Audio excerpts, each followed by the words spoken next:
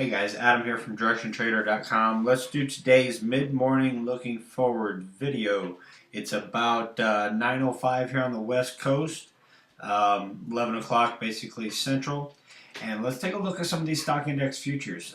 Once again, it's going to be an update video just based on these markets, guys. That's what we just have to really concentrate on what's going on here and what's going to be the best way to trade these moving forward. And it's really been quite the ride the last, I guess, couple weeks now since we've been chopping sideways here. If you notice, I'm starting here with the Russell. Russell's been in a tear to the downside ever since the open this morning for the most part. Really getting a push back to the downside for the most part all morning, guys. If you want to take a look here at some of the levels that we're looking for, see the Russell here has this bottom, previous bottom here, another bottom here, and then a third that we're testing right now. And this is the third day in a row that we are testing this level here. So as far as the daily perspective, we are sitting right at support here with rising 50-period moving average.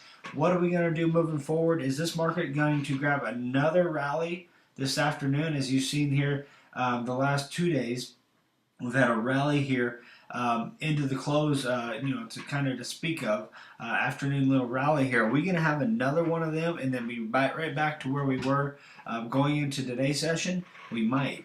Or we might actually just continue back to the downside. Are we going to continue to thrust to the downside? If, like I said last night, if we get this continuation to the downside, we start breaking below what is now Monday's low, and we start to get below this 50 period, we have a lot of room to run down to this next area of support. So there's a lot of room to run down to this next area of support. So I'm waiting to see if the Russell can break down through there and start to push back to the downside. Now, mind you, the Russell and the Nasdaq are the two that are the weaker of the four. So you see the Nasdaq here isn't quite as weak as the Russell. As you see here, we are creating new lows here. But the Nasdaq actually had a pop to the upside yesterday with the other ones because of that afternoon rally. So just like the Russell, you can see we had a nice down move this morning, but we're not quite as weak. We're sitting right at that 50-period moving average, right at this previous low, not at the current lows or the last 2-day lows. We're at the previous week's lows.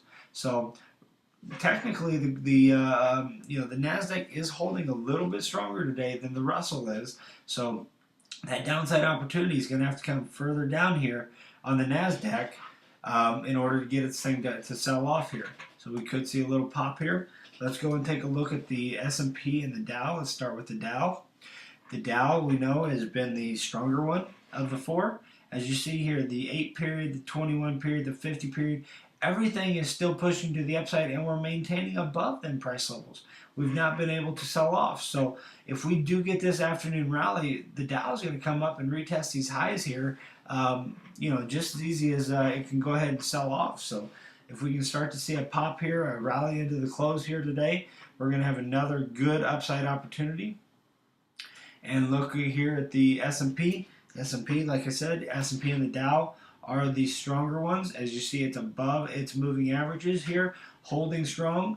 Once again, not as big of a pullback as the Russell, not even able to break pre-market lows here. So I am very curious, are we able to push to the downside moving forward?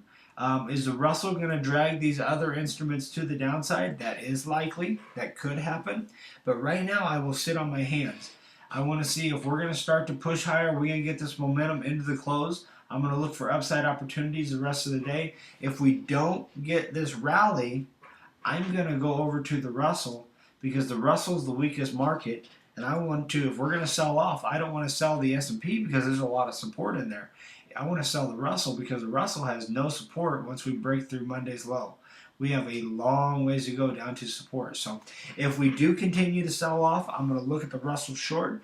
If we start to get some buying in here, I'm probably going to migrate over to the S&P and start to trade the S&P because it's got some room to the upside.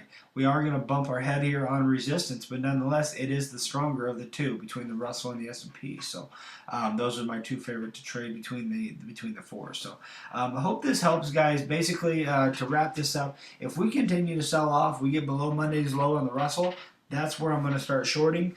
If we start to get a rally here throughout the afternoon, I'm going to start to look for the S&Ps to get a little bit more of a long opportunity here. As you can see, the Russell, any type of long in the Russell is going to be even more difficult because it's got a ton of selling pressure on top of us here. So the path of least resistance will absolutely be the S&P to the upside, and the path of least resistance to the downside will absolutely be the Russell. So I hope this helps out, guys. If you have any questions, feel free to go ahead and reach out to me, Adam@directiontrader.com. If not, thank you for being here, and I will see you in tomorrow's video.